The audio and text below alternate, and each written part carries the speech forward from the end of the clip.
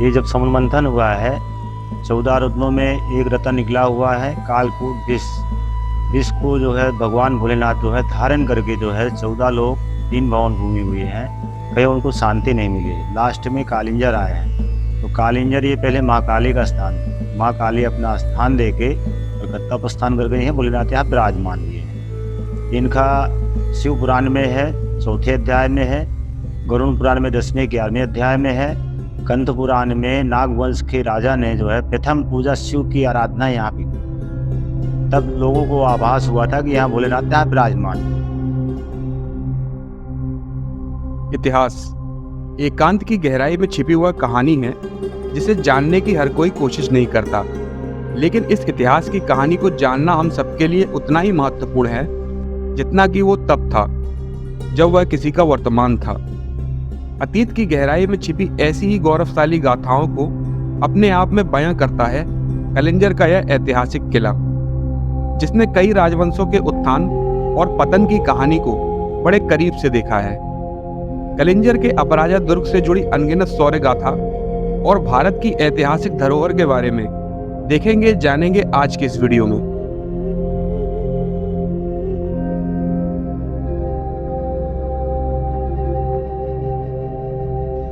नमस्कार दोस्तों, स्वागत है आप सभी का एक बार फिर मेरे YouTube चैनल पर। तो मित्रों, आज की इस वीडियो में हम आपको लेकर चलने वाले हैं बुंदेलखंड की पावन धरा पर स्थित एक ऐतिहासिक धरोहर की ओर।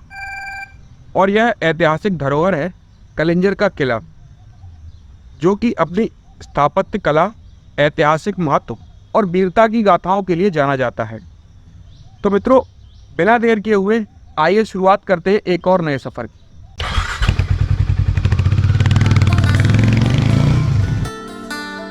तो मित्रों, कलिंजर का यह किला उत्तर प्रदेश के बांदा जिले से करीब 60 किलोमीटर की दूरी पर कलिंजर तहसील में पड़ता है और हम यहाँ मध्य प्रदेश के सतना जिले से कलिंजर के किले जा रहे हैं, जिसकी दूरी करीब 95 किलोमीटर के आसपास बैठती है।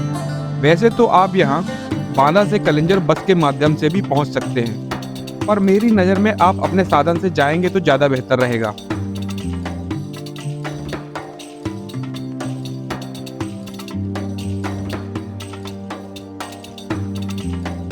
तो मित्रों, आखिरकार एक छोटे से सफ़र के बाद हम पहुंच चुके हैं कलिंजर दुर्ग पर और हम आपको सबसे पहले लेकर चल रहे हैं यहाँ पर स्थित नीलकंठ महादेव के मंदिर पर, जो कि इस दुर्ग का सबसे मुख्य स्थल है। तो आइए फिर आगे की ओर चलते हैं और मंदिर का रास्ता पकड़ते हैं। कहते हैं कि कलिंजर अगर प्रसिद्ध है तो वह सिर्फ नीलकंठ मंदिर के कारण, क्योंकि यह कलिंजर दुर्ग का प्रथम एवं महत्वपूर्ण धार्मिक स्थल है जो कि दुर्ग के पश्चिमी कोण पर स्थित है।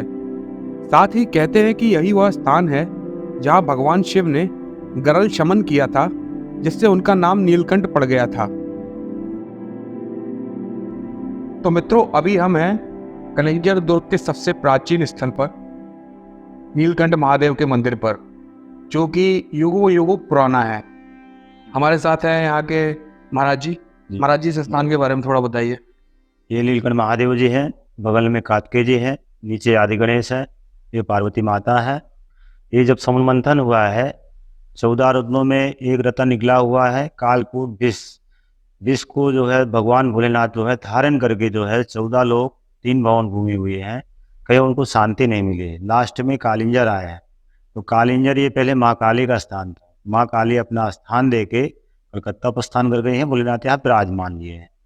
इनका शिव पुराण में है 4थे अध्याय में है, गरुड़ पुराण में 10वें 11वें अध्याय में है, कंथ पुराण में नागवंश के राजा ने जो है प्रथम पूजा शिव की आराधना यहाँ पे किया। तब लोगों को आभास हुआ था कि यहाँ भोलेनाथ यहाँ विराजमान। फिर बाद में ऋषि मुनि आने लगे थे। ऋषि मुनि के बाद जो है फिर राजाओं ने इस किला का निर्माण करवाया। जो है किले के निर्माण के बाद ये सीढ़ी का निर्माण करवाया। लोग यहाँ आने लगे, सब लोगों को दर्शन प्राप्त होने लगे, जो है सबकी मनोकामना भी पूर्ण होने लगी यहाँ पे। जो है इस मंदिर के शिवलिंग के विषय में बताया जाता है कि यह शिवलिंग स्वयंभू शिवलिंगों में से एक है और साथ ही यह शिवलिंग मूर्ति विज्ञान के नियमों से परे है, जो इसे अपने आप में और भी खास बनाता है। मंदिर के ठीक ऊपर एक पानी का कुंड है, जिसे स्वर्गारोहण कुंड के नाम से जाना जाता है। और इस कुंड की खास बात यह है कि इसे पहाड़ को काटकर बनाया गया है। इस कुंड के ठीक दाहिनी ओर एक गुफानुमा स्थान पर एक बड़ी सी भैरव की प्रतिमा है, जो कि इस प्रांगण की सबसे बड़ी मूर्तियों में से एक है। बताया जाता है कि यहाँ ज्यादातर मूर्तियों का निर्माण चंदेल वंश के शासनकाल में हुआ था। और स्टार्टिंग जो है चंद्रवर्मन राजा ने किला बनवाया। चंद्रवर्मन, कीर्तिवर्मन, मदन वर्मन, राजा कीरत सिंह केदार वर्मन भी जी। और राजा कीरत सिंह की पुत्री का नाम था रानी दुर्गावती।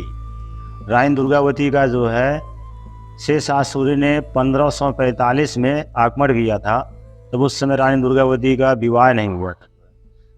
तो जैसे शेषशाह सूर्य ने यहाँ तोप का गोला ये मारा, रिटर्न हुआ, कई तोप के गोले उसने मारे तो किला फतेह नहीं हुआ है। फिर इसके बाद जो है उनका गोला रिटर्न हुआ है, बारूद खाने में खड़े थे शेषशाह सूरी।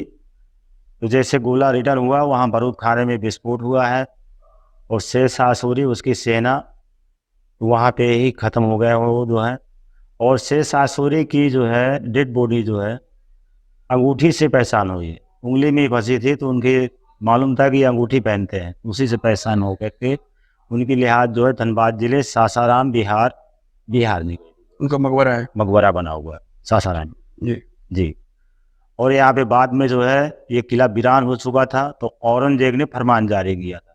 ये जितनी सारी मूर्तियाँ जो है टूटी हुई औरंगजेब के शासनकाल में टूटी हुई। इसके बाद जब ओरछा राजा 76 साल का राज था, जब उनके कोई रानी जो है अयोध्या जी गए थे, तो अयोध्या जी, तो अयोध्या जी से मूर्ति ला कर के राजा राम की लाया, तो मान लीजिए वहाँ महल में ही रख दिया जो है, आज भी महल में है राजा राम की मूर्ति जो है। फिर राजा 76 साल ने निर्णय किया कि यहाँ दो राजा नहीं रह सकते जो है। फिर वो बाद में कालिंजर आ गए, कालिंजर आकर के उनने अपना स्थापित किया राज जो है, और औरंगजेब की सेना को यहाँ से भगाया उन्होंने। तो इसके बाद उनके नाती थे अमान सिंह, लास्ट शासन जो है। और आप बाहर जाएंगे तो ये चंदेल काली मंडप है, ये अष्टकोणी यज्ञशाला कुबेर यंत्र द्वारा बनवाया गया था, चंदेल लोग ने बनवाया था।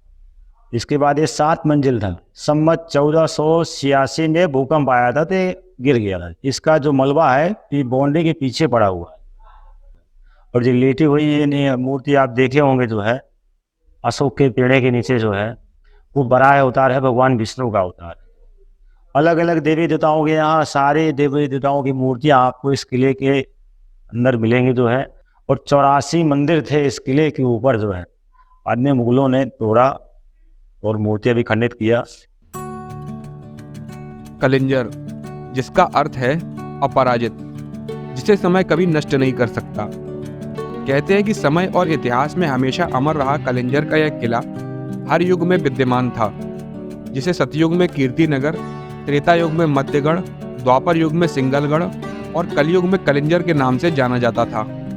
तो मित्रों, नीलकंठ महादेव मंदिर के बाद हम आपको लेकर आ पहुंचे हैं राजा अमान सिंह के महल पर। वैसे यह महल अभी बंद है।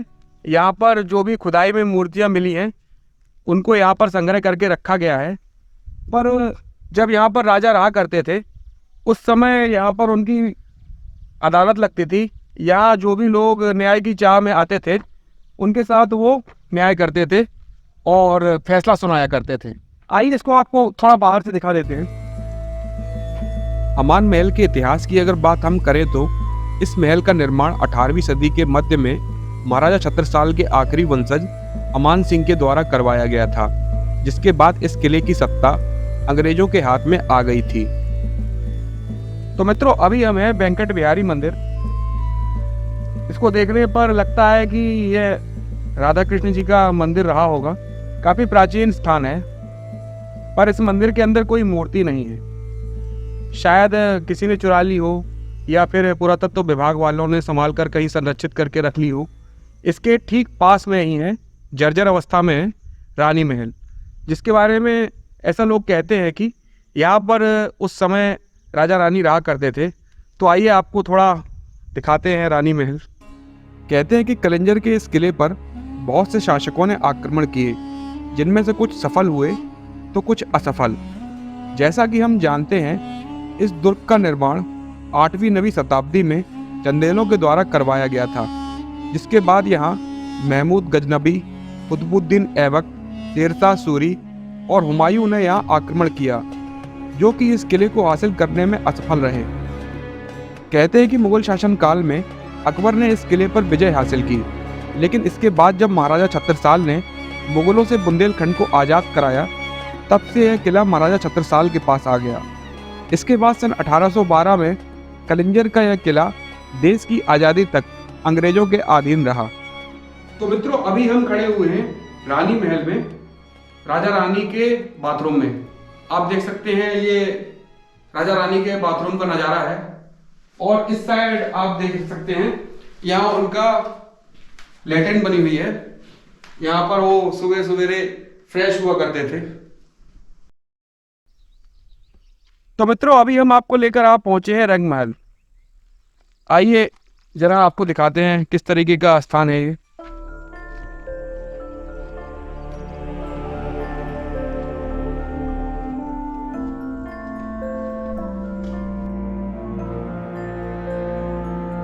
तो मित्रों, रंग महल के इस प्रांगण के बारे में ऐसा बताया जाता है कि यहाँ पर राजा महाराजाओं के समय में नृत्य हुआ करता था, और यहाँ पर ऊपर या नीचे यथास्थान तो नहीं बता सकता कि राजा कहाँ बैठा करते थे, पर यहाँ पर वह अपनी मंडली के साथ बैठा कर यहाँ पर नृत्य का आनंद लिया करते थे। तो मित्रों, अब हम आपको लेकर चल रहे हैं मृगधारा की ओर, और साथ ही मेरा आपसे निवेदन है कि अगर आप यहाँ आएँ तो अपने वाहन से आएँ और खाना और पीने का पानी साथ लेकर आएँ, क्योंकि यह किला बहुत ऊंचाई पर 15 किलोमीटर के दायरे में फैला हुआ है, और यहाँ आपको किसी भी प्रकार की कोई सुविधा नहीं मिलेगी।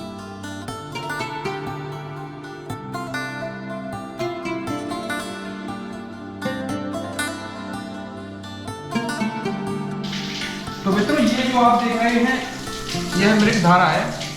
गरुड़ पुराण में भी इसका उल्लेख मिलता है। यह काफी महत्वपूर्ण जलधारा है। गरुड़ पुराण के अनुसार कहते हैं कि मृगधारा के इस स्थान पर पिंडदान का बड़ा ही महत्व है, और साथ ही बताया जाता है कि प्राचीन काल से ही यहाँ कुछ मृगों की आकृति बनी हुई है, जिस वजह से इस स्थान को मृगधारा कहा जाने लगा। तो मित्रों, उम्मीद करता हूँ कि कलिंजर के किले की इस अद्भुत यात्रा को देखकर आपको काफ़ी अच्छा अनुभव मिला होगा। इस तरह के और वीडियो देखने के लिए सब्सक्राइब करें हमारे YouTube चैनल ट्रैवल विद को। तो दोस्तों, फिर मिलते हैं एक नई जगह और एक नए वीडियो के साथ।